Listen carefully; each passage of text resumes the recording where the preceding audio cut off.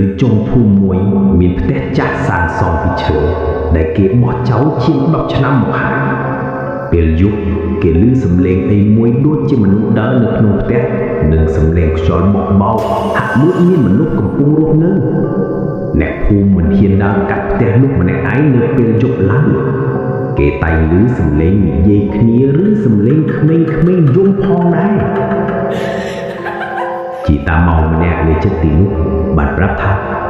ផ្ទះនេះពីមុនជាផ្ទះរបស់អ្នកគ្រូបង្រៀនសាលាបឋមសិក្សាម្នាក់ដែលនាងមកស្នាក់នៅជួរផ្ទះនេះនាងមកពីខេត្តបាត់ដំបងនាងស្នាក់នៅជាមួយសិស្សស្រី2នាក់ដែលអ្នកភូមិយកមកផ្ញើតែក្រោយមកសិស្សទាំង2នាក់នោះបានបាត់ខ្លួន4ទៅ5ថ្ងៃនាងកើតទុក្ខពិបាកចិត្តក្រៀមក្រំភ្លេចបាយភ្លេចទឹក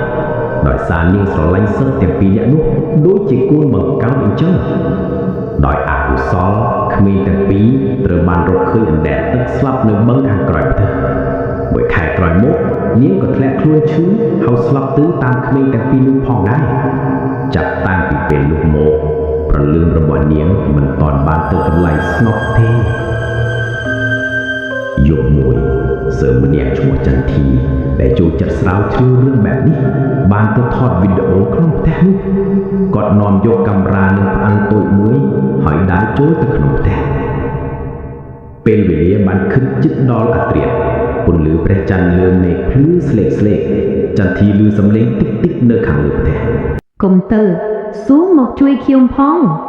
គាត់លើកកាមេរ៉ាឡើងតែមិនឃើញអ្វីឡើយ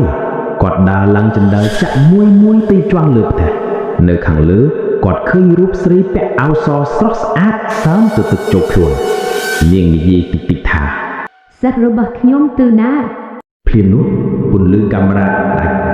នៅក្នុងភាពងងឹតគាត់ឮសំឡេងសម្រឹបជើងបន្តិចជិតឡើងចន្ទធីរត់ចេញក្រោយ